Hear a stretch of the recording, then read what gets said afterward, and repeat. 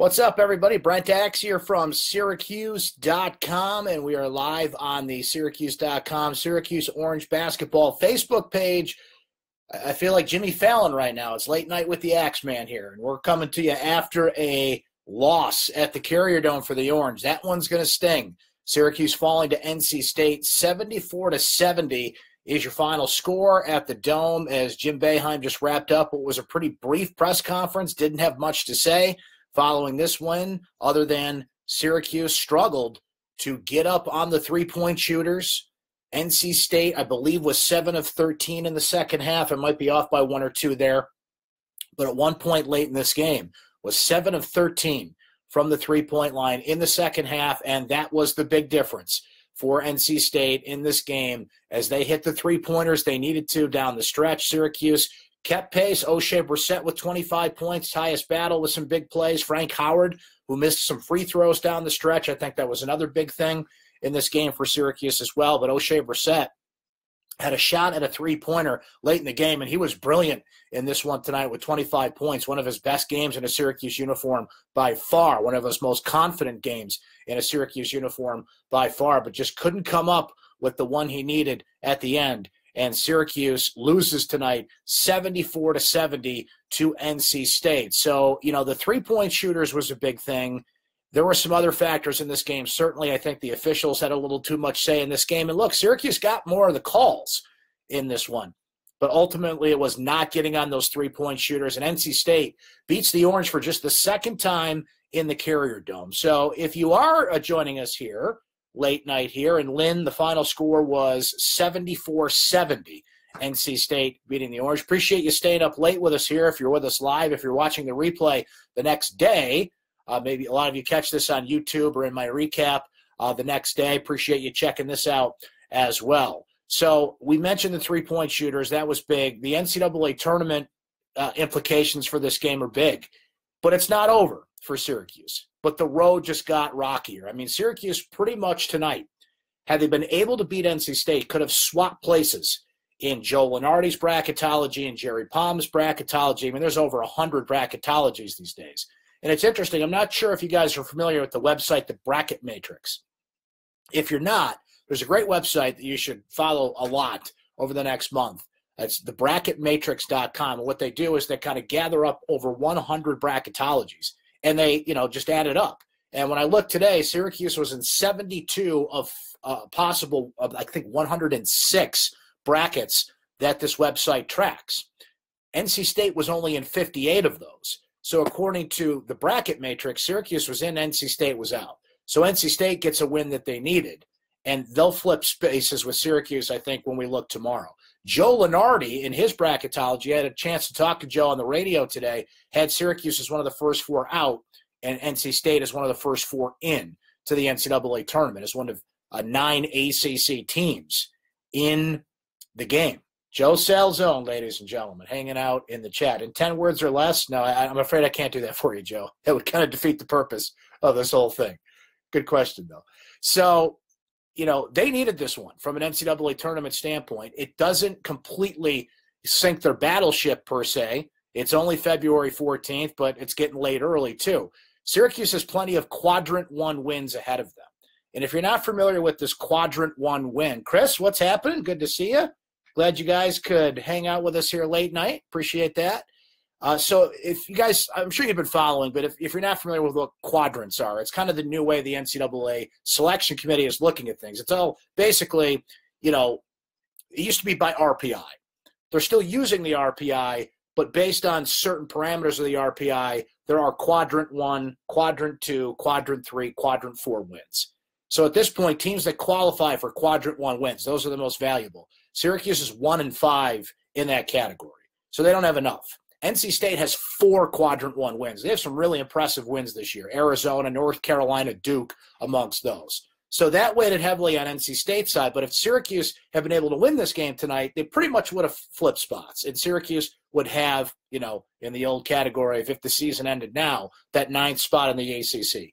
That just got a lot harder to achieve. So what Syracuse is going to have to do is they have 4 Quadrant 1 wins left on the table. Syracuse has games left, and this is not the whole schedule, but the key ones are Miami this Saturday. This becomes now, you want to drop the must-win term. I think this now becomes a must-win for Syracuse. Not that tonight wasn't in a sense, but it's more important in the eyes of the committee and the people that track this stuff, that they want Syracuse and teams to have these quadrant one wins. So Miami qualifies, that becomes a big game. Duke, I mean, you're going to have a tough time beating Duke one way or the other, no matter what quadrant they're in, but they have an opportunity to get one there. North Carolina would be a quadrant one win. They come to the Carrier Dome next week. February 21st is the date on that game. Clemson's a little down the road. It's their last regular season game in March. That's a quadrant one win. Now you got to take care of business in other games when Syracuse goes to Boston College coming up.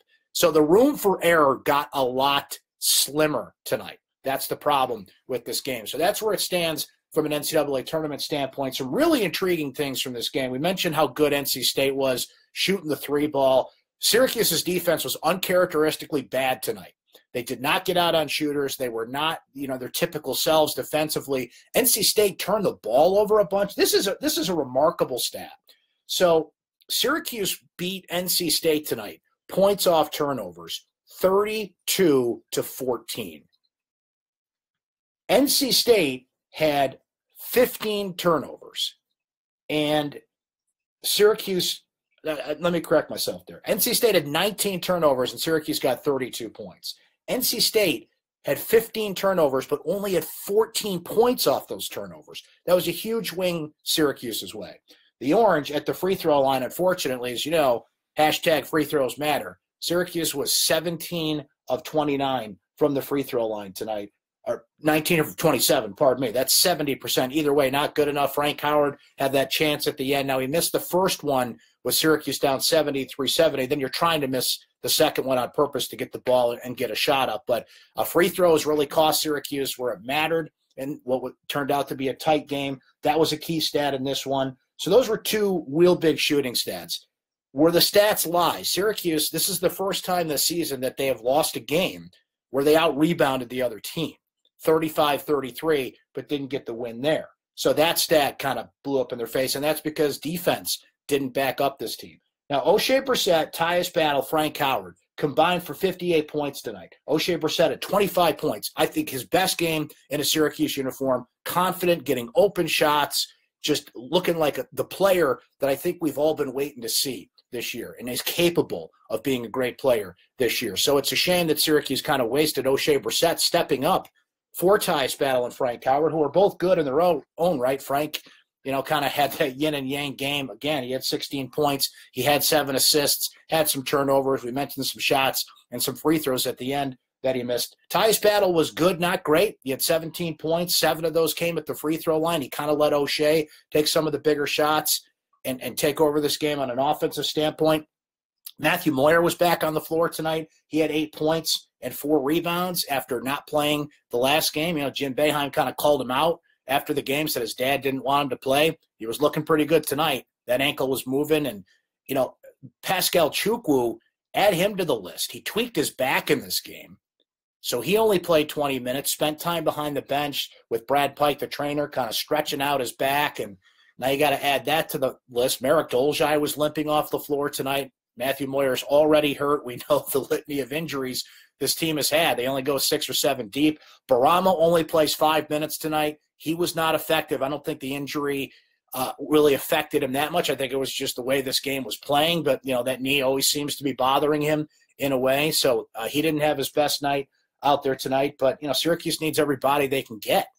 And, but 5 minutes, you're not really going to do much for the Orange in that right. And with Pascal hurt, Syracuse had to go with that smaller lineup. They tried to press late in the game, and it just didn't work. So what do you do from here? What do you do from here? You got to get some quadrant one wins. This was a big swing game in terms of getting a little bit of an edge in the eyes of the NCAA committee, in the eyes of the Joe Lardies of the world, the bracketologists of the world. I think Syracuse would have been one of the first 4 teams in when all the brackets reset tomorrow. But that, certainly would be temporary.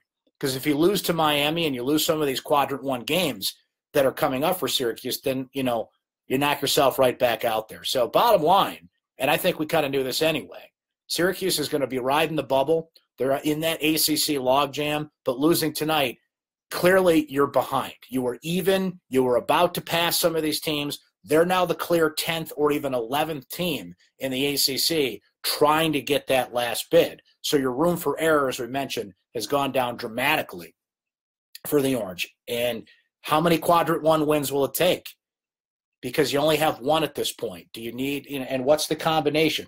If you beat a Miami, beat a Duke, or beat Miami, beat North Carolina, beat Miami, beat Clemson down the road. If you don't beat Miami, the opportunities just start fading away. And that's the thing with the Syracuse thing. Dan is absolutely right when he says in the comments that free throws matter. They really matter tonight.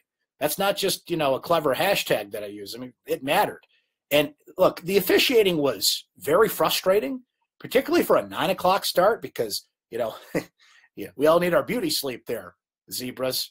Stop blowing that whistle. Did you guys get whistles for Valentine's Day today? Because you sure fell in love with them out there. But more calls went Syracuse's way. Syracuse went to the free throw line, as I mentioned, 27 times.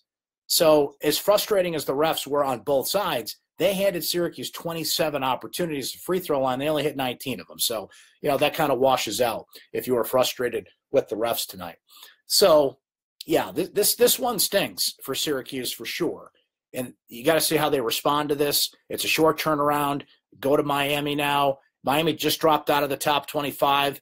They've, been kind of an up and down team. They are, it was interesting tonight because defense kind of took a back seat in this game.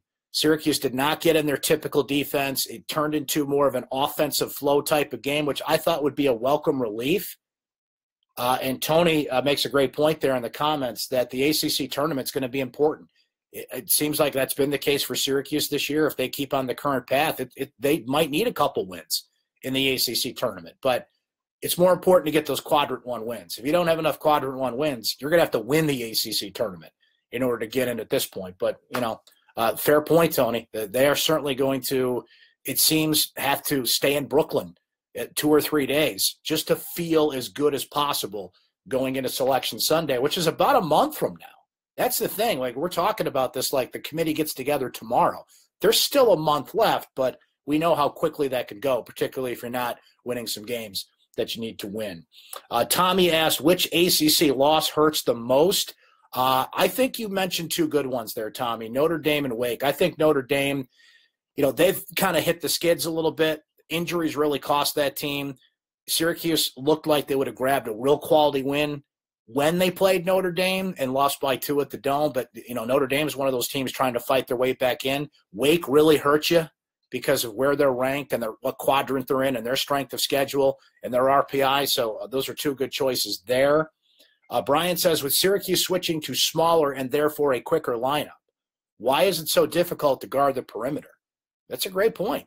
Now, a few times Frank Howard got screened, and NC State did a really nice job kind of screening some defenders at the top. And let me go the other way on you, Brian. It was interesting, and Don DeToda made this point on Twitter tonight, and it was a great point. There were a lot of times in this game where you had Syracuse's forwards trying to dribble against these smaller guards against NC State. I thought ball movement was great for the most part. It's some of the best ball movement I've seen Syracuse do this year, but there were real times where it's like, get the ball in your guards' hands. Don't let these big guys try and dribble and outwit these guards here tonight. But, yeah, there was a few times when Syracuse was just late to shooters, getting, screened at the top or just flat out not getting there. It's really no excuse.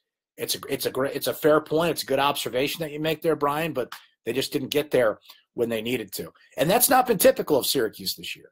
They still found a way to hang in, as Syracuse just seems to do. They'll find a way to stay in a game.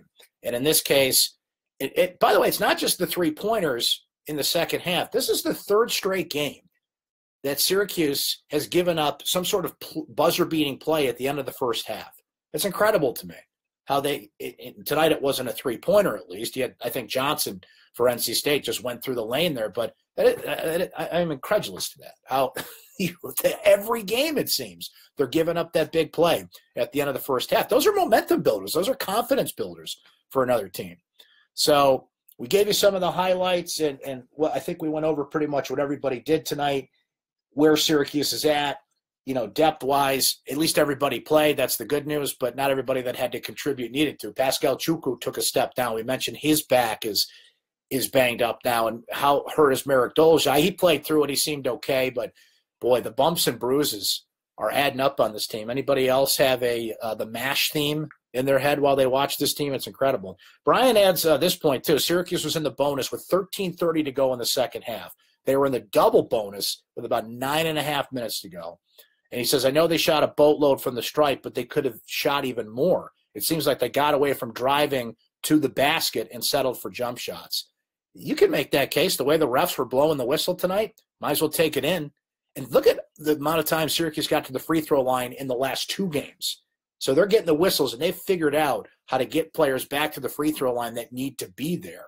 The problem is you had even O'Shea Brissett missed a couple free throws, which is not typical of him. Frank Howard, we know, missed a couple free throws. Seems like everybody – I'll pull up the stats while we're looking here. So from the free throw line tonight, O'Shea was 5 of 6. Pascal and Merrick did not get to the free throw line. Frank Howard, 3 of 6. And last game, he was 4 of 10.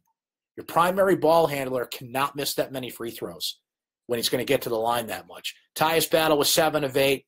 Matthew Moyer was 4 of 6. And Barama missed the 1 free throw that he took. So everybody missed a free throw tonight.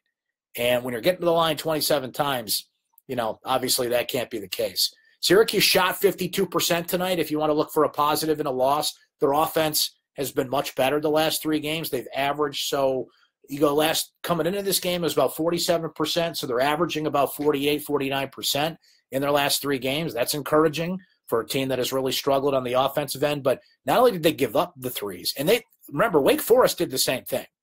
Now, Syracuse made up for that late in the second half of that game, but Wake was hitting some threes, and they come in waves, it seems. And Wake Forest did that in the last game. NC State did it tonight, and Syracuse is not countering with enough of their threes on themselves, and we know they can't hit threes generally. O'Shea Brissett hit a couple tonight, and you can kind of patchwork it together, but this is just not a team that has that go-to primary shooter on it. And with NC State really rolling there, you needed somebody who could hit a 3, and when it counted the most, Syracuse didn't have that tonight. So they've got to take a step back. They've got to reassess. They've got to figure out how to get some quadrant 1 wins here. Miami is that next opportunity. So as big as this game was, I really hesitated to say must win because it puts you behind, but it doesn't, put, a complete stop on your NCAA tournament resume.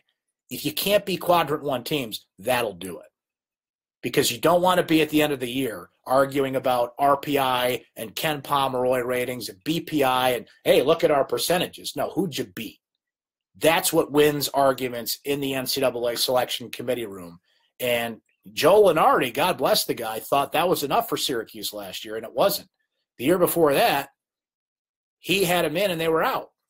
It goes all ways. So, I talked to Joe on the radio today. God bless the guy. He's very self-deprecating about this whole thing, about how wrong he's been about Syracuse this year. But that just shows you where they've been the last couple of years, and they're going to be there again this year. Square on the bubble. The difference is, I think last year, even with the Duke win and a couple things that Syracuse picked up late in the year, you could look on the resume and say, they don't have enough quality wins on the road. Like, you just knew that was going to hurt them on Selection Sunday. Syracuse still has an opportunity to fix that. They still have Miami and Duke on the road. You got to take care of business against North Carolina, and Clemson in that last game. You can't slip at Boston College. That turns out to be a very important game as well, but they're all important for the Orange. They've got to keep on pace here. 20 wins is not a magic number. 9 ACC wins is not a magic number. Quadrant 1 wins. That's what you got to keep in mind going forward here. Joe says, got to give NC State credit. Hit big shot after big shot. Syracuse showed a ton of heart once again tonight, coming back from an 8-point deficit with 3 minutes left in the game. These guys are playing tons of minutes and have shown the heart and effort all season long. Can't disagree with that.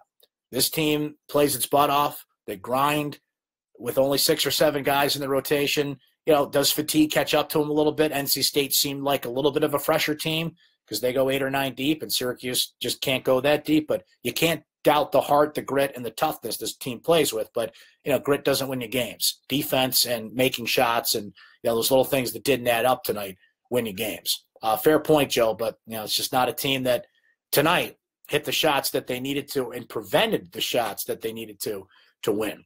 So Syracuse falls to NC State tonight, 74-70. They'll be back at it Saturday against Miami. That's when we will meet again at a more reasonable hour. By the way, I really appreciate you guys staying up late tonight and hanging with me here as we're about to turn from Wednesday into Thursday. So I'm going to get to work on a recap, but I hope you guys read tomorrow morning. That'll be up bright and early for you, first thing in the morning. Thanks for hanging out with us tonight. Thanks to our friends at the Bill Rapp Superstore for sponsoring this, and our Syracuse Sports Podcast. New episode of that comes out tomorrow as well. So if you guys want to check that out, subscribe in iTunes or Google Play, and we'll send new episodes right to where you listen to your podcast. But in the meantime, thanks for hanging out tonight here on Facebook Live. We'll be right back here after Syracuse plays Miami on Saturday, and what has now become a pretty big game for Syracuse because they didn't win the big game they needed tonight.